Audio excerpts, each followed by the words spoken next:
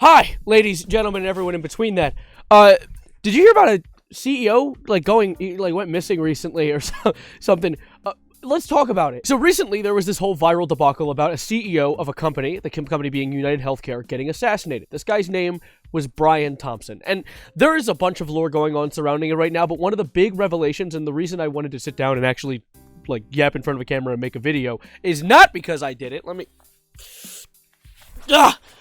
But it's because they found the guy who did it. Or at least allegedly the guy who did it. Let's go through all the details, but let's start out with one important detail, and that is that, oh god, he's hot.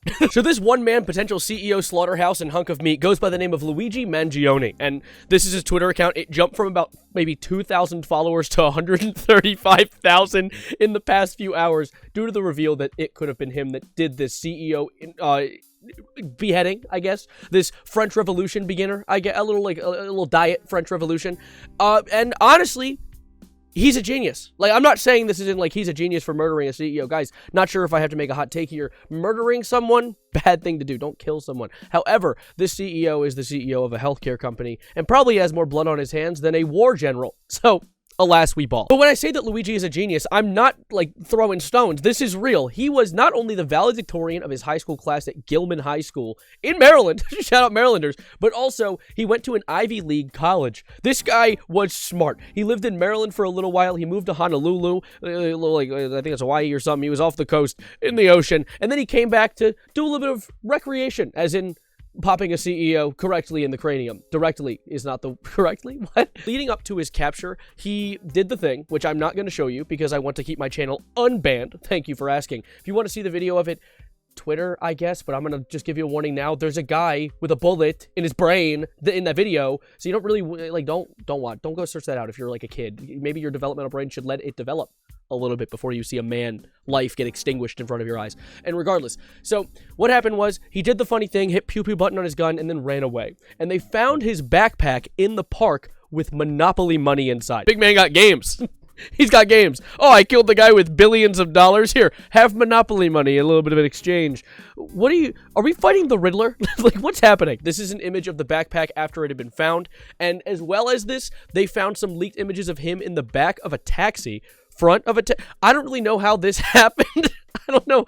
Did the taxi guy see a guy with a hood on and a mask and think, wow, that's weird? In New York, that only happens all the time. But one of the funniest revelations that eventually led to his capture was the fact that he did, in fact, show his face at one point in a security camera. However, it wasn't for something sneaky. It wasn't showing it for a second. He got caught because he was being flirted with at the front desk in a building. He was flirted with, and he was caught lacking. Alas, truly, the error of our ways is sometimes just being a little too horny. And what happened was eventually he had escaped. He got out. He was gone. And a lot of people assumed that he left the city. And I personally, hot take, think that might have been the case.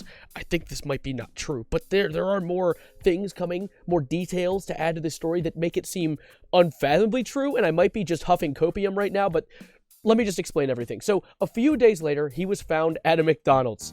As you do in New York after shooting the CEO of a healthcare company, I guess. He was caught, and one of the Forbes articles says the fact that Mangione was recognized by a McDonald's employee in Altoona, not the fish, and police discovered him with multiple fraudulent IDs, including some fake IDs by the suspected shooter to check in with a New York hostel, as well as a firearm and a suppressor consistent with the murder weapon, according to Tishk. So he was caught by a rat in a McDonald's, which is a joke that I didn't make up myself. If you actually go to the McDonald's where he was caught, they're currently being review bombed violently for reasonings being festering rat den and police haven. This McDonald's is full of rats, etc., etc. Because snitches do inevitably get stitches. And I'm going to move into some lore regarding him actually being caught. There was a thread thrown together by the Twitter user Taco, that dude Taco, and it covers so much of the details. I was actually going to find a lot of these details myself because I saw them throughout the day as they were being released. And he had them all sitting neatly on the plate for me to gobble down. So we're going to just share this meal. Here, take a bite if you'd like. Let's look at it. So first thing was the fake ID and gun found. With the fake ID revealing some interesting details, such as the fact that he is 5'10", which I've seen people comment is short. Ha! 5'10", short. Ha! Yeah, 5'10" is short. 5'10" is really short. Good thing I'm 7'3".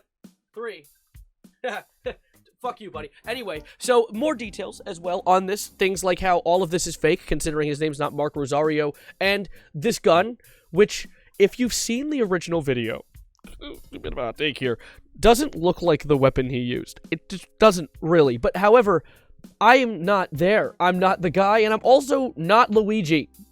I've never had Mario in my bloodline at any point. But something about this squid ain't jittin'. It just does not seem correct. It could be. Honestly, I could be going completely crazy. And to add to this craziness, let's talk about books. He's read a lot of them. That was a good transition, guys. Go ahead. Feel free to applaud in the comments for whatever I just did there.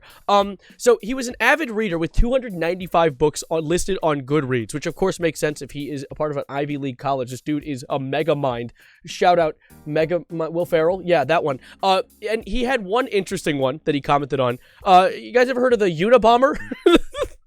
He apparently was a big fan of the Unabomber's literature. He mentioned on one of them that when all other forms of communication fail, violence is necessary to survive. And violence never solved anything is a statement uttered by cowards and predators. That sounds like something someone would say when they're not planning to harm anyone in the aristocratic position. And speaking of aristocrats, Luigi actually did have some friends in high places. He had a member of his family, a cousin is what you'd call that, who goes by the name of Nino Mangione, and he is the Maryland state delegate for District 42A. So that's weird. A guy who is framed, maybe, or possibly is the guy who did it, who is connections with the government, and he also had some past reading some literature from a guy who's done some questionable things. This could either lead to him being the guy who did it, or a perfect scapegoat. I don't know, though. Call me crazy. I'm actually, like, literally, this is me going through all the phases of potential loss, but also just going insane. I feel like I'm Charlie in that one episode of Sunny with, like, all the red yarn on the board going crazy, because I have a hot take. But we're going to get there. Let's continue to move down the list of evidence. So one last thing dropped, and it is a video on Luigi's YouTube channel. This guy is literally the Riddler. It's crazy. He dropped a video called The Truth, and I can only find Drama Alert's repost of it because I tried to look up Luigi Mangione, and there is thousands of news articles talking about him and videos talking about him. I can't find his channel anywhere. I can't find the video anywhere, so it's here. Maybe YouTube will ban it considering it's associated with a guy who could have potentially game-ended a fella, but regardless, it's this whole thing where it's 60 seconds. It says, if you see this, I'm already under arrest, which is really unsettling, and if you get to the very end, it says soon, and then says, all is scheduled, be patient, bye for now. So he has a series coming out. Maybe subscribe and ring that notification bell to learn about if he did it, I guess. One other big detail that I forgot to include when initially talking about this entire drop is that he wrote words on the bullet casings of the gun that he used to assassinate the CEO. He, being whoever did it, could be Luigi, could be Mario, I don't know. But he wrote 3 words: deny, defend, depose. They're the 3 D's of health insurance, insinuating like denying the customer, defending the position of not giving the customer the necessary medical supplies that they need, and then the customer ends up dying. Ha! I love health insurance. Can you tell I don't have any bias at all as a diabetic person in the United States of America? There's none! The depose one kind of throws me through a loop, though, because the actual definition for the word depose is to remove from office suddenly or forcefully, or to testify or give evidence or give oath when you're in court. I don't know how that necessarily associates with this whole health insurance thing. A lot of people have given better explanations for it online, but I can see that this is all about the idea of health insurance and his hatred towards the system, especially when people were commenting that he actually had a grandmother who had died in 2017 due to some, not able to access medicine. Sorry, English can be difficult when you're, stupid, ? And a lot of people have, and I know I'm going to get a comment or two on this video with this same sentiment, been confused about the idea of why people are celebrating the death of a person. Because I've always had the same sentimentality that if a person dies, like, that is a person who had a life who's been removed from this planet. That's sad. That's always something to be sad about. And of course, I feel remorse for the families that lost a father and a husband and stuff like that. However, he is the CEO of United Health.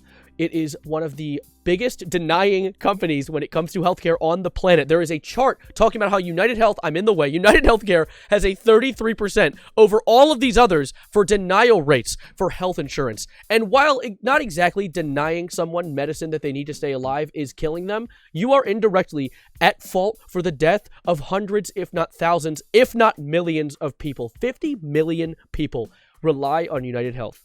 And with 33% not getting what they need and getting denial rates, that's a lot of people dying because of this guy. So, to a certain extent, he kind of took the head off of a horrible, evil person.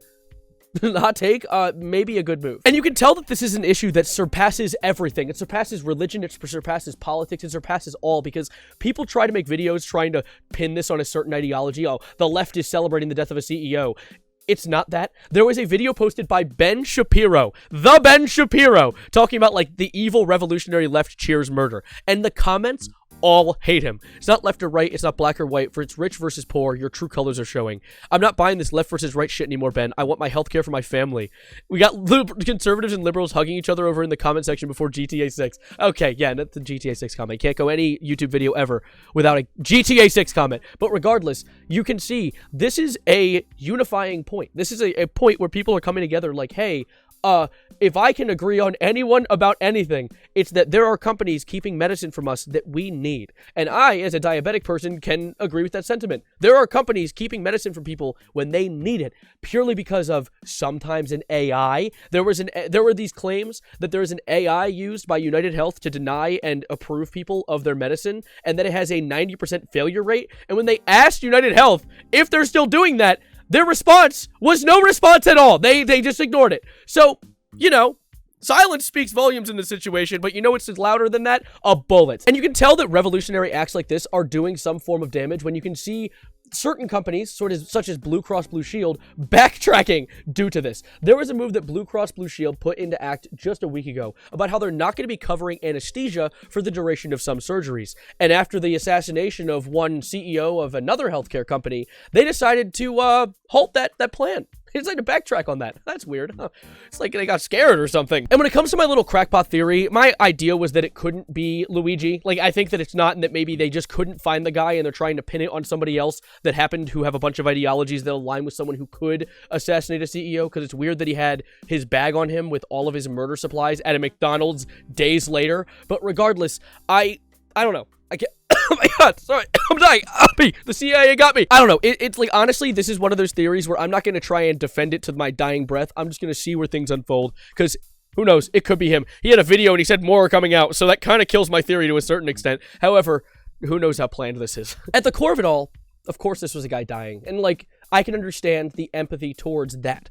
However, you have to keep in mind the context of who it was. It was the CEO of a company, an evil company, one of the most evil companies that you can be a CEO of. I would say the only way it could get worse than that is if you're the CEO of a private prison, which is a whole other argument for a whole other day. But I want to hear your thoughts on this, because I know this is a divisive topic.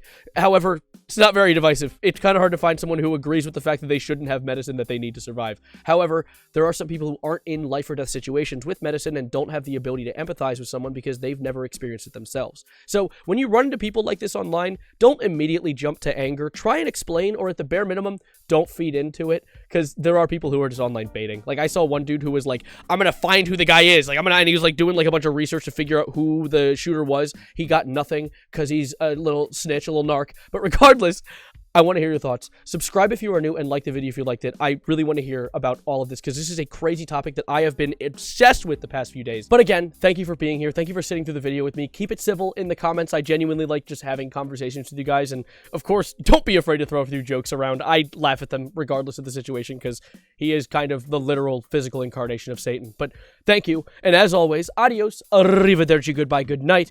And I have to go and bury a few things, so I'll see you guys later.